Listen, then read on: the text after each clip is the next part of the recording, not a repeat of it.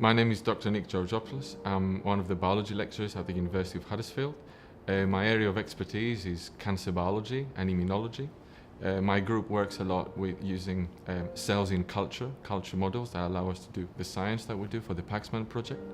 And we have expertise in cell death and cytotoxicity. I'm Dr. Andrew Collett. I'm a senior lecturer in biological sciences at the University of Huddersfield, and I have a research interest in the understanding the absorption and the distribution of drugs in the body. When it comes to treatments available to prevent chemotherapy-induced alopecia, cooling is the only possibility at the moment. There are no pharmacological ways to prevent it. The success rates of cooling caps can vary between patients, and also it can depend on the type of chemotherapy that the patients are given.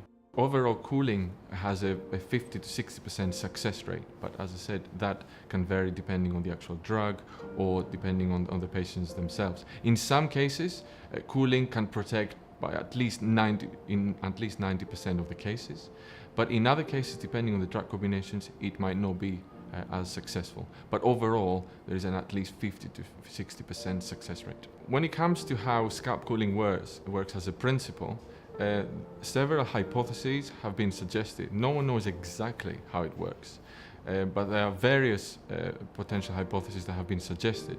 One way that we believe it works is by inducing vasoconstriction, reducing the size of the blood vessels.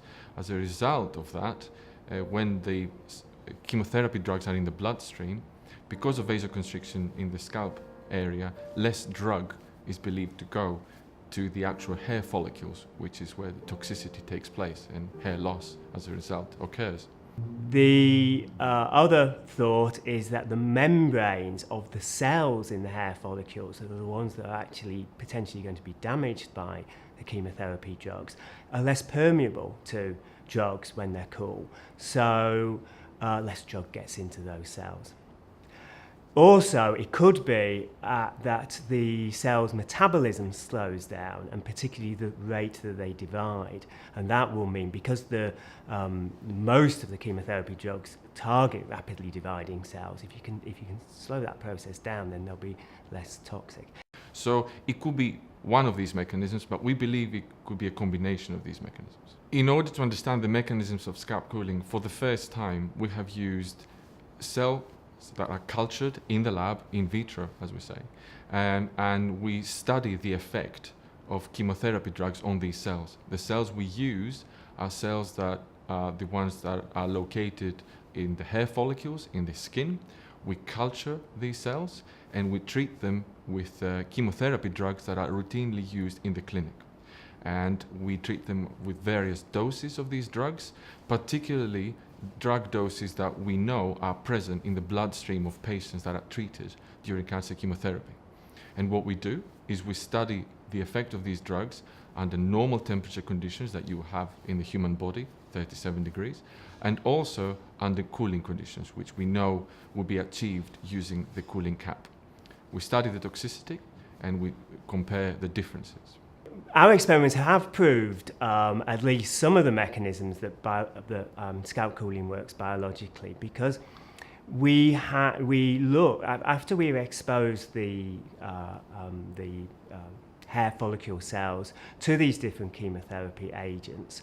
We can look to see the viability of the cell sometime after they've been exposed to the chemotherapy agent. So in normal warm conditions, there's a high degree of cell death. Up to 100%, all the cells are being killed. At the same drug concentrations, which we chose to mimic those concentrations that are normally seen in the body during cancer chemotherapy, if you cool the cells down, then we rescue a large proportion of the cell, and in some conditions we actually completely prevent any major cell toxicity and therefore cell death. If that is reproduced in the actual hair follicle, then you will maintain a healthy hair follicle despite these high concentrations of drug being present in your body during chemotherapy. The different treatment options available to prevent hair loss during chemotherapy, unfortunately, are very limited at the moment. There's no accepted pharmacological treatment that might reduce hair loss. So all the treatments that are on offer revolve around scalp cooling, and the only difference being how you achieve that cooled scalp. Traditionally, cooling caps, like gel caps, have been used, which are basic gel caps that can be stored in a -20 freezer. Those are extremely cold, they are very heavy, they have been used in the past, but in comparison to the Paxman cooling cap, they have huge disadvantages.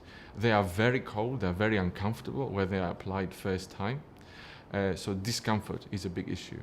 At the same time, because they're just frozen and then they're applied on the scalp, on the head, they warm up very, very easily. So the nursing staff in the hospital will have to constantly replace them all the time. By contrast, the cooling cap has a refrigeration unit attached to it. This ensures not only that the temperature is constant and it's applied accurately and constantly during the drug infusion, but at the same time it's more comfortable. It feels warmer, but it's still effective.